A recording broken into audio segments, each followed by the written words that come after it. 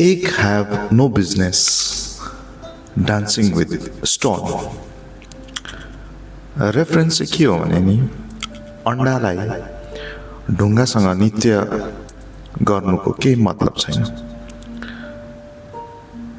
माने कमजोर व्यक्तिले आफूभन्दा ताकतवर व्यक्तिसँग भिड्नु जानु अथवा उसँग जुझ्नु जानु हुँदैन भन्ने कुरा हो।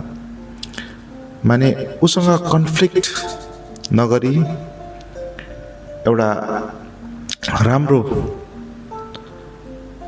सँगले आफ्नो भ्यालुलाई बचाइराख्नु चाहिँ अन्डाको दायित्व हो। तर यहाँ के हुन्छ भने तपाईँ भिड्नु जानुभयो भने त्यो ढुङ्गाको एगेन्स्टमा तपाईँ एउटा अन्डा हुनुहुन्छ भने त्यसको आउटकम एकदमै प्रिडिक्टेबल छ। माने तपाईँ त्यसको अगाडि टिक्नु हुँदैन, तपाईँ फुट्नुहुन्छ। समस्या problem is not a courage, problem is imbalance. माने हर च्यालेन्जमा तपाईँ कन्फ्रन्टेसन्स डिजर्भ गर्नु हुँदैन।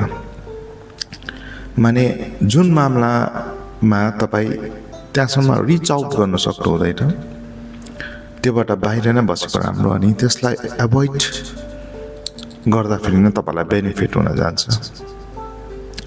हरेक तपाईँले लड्ने हरेक युद्ध जित्नुपर्छ भन्ने हुँदैन। मानिलिनुहोस् उदाहरणको निम्ति for example if one person is in power, होइन, कुनै मान्छे एउटा पावरमा बसेको छ अनि त्यो मान्छेसँग तपाईँले एग्रेसिभ आर्ग्युमेन्ट गर्नुभयो भने तपाईँ कहिले पनि जित्नु हुँदैन।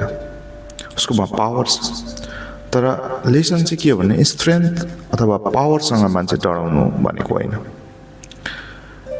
रियालिटीलाई मान्छेले एक्सेप्ट गर्नुपर्छ अनि रेस्पेक्ट पनि गर्नुपर्छ। So act doesn't become weak by avoiding the stone, but it is wise enough to protest or protect its own value.